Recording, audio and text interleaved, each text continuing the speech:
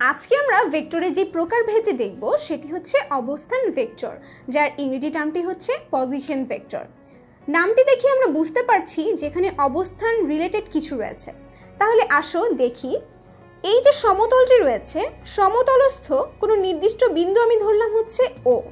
এই ও বিন্দুর সাপেক্ষে এই সমতলের যে কোনো পি বিন্দুর অবস্থান আমি কি দ্বারা নির্দেশ করতে পারি? ও পি ভেক্টর দ্বারা নির্দিষ্ট করে বলতে পারি। এবার দেখো, ওপিকে এই ও বিন্দুর সাপেক্ষে পি যে বিন্দুটি রয়েছে, পি বিন্দুর অবস্থান ভেক্টর বলা যায়।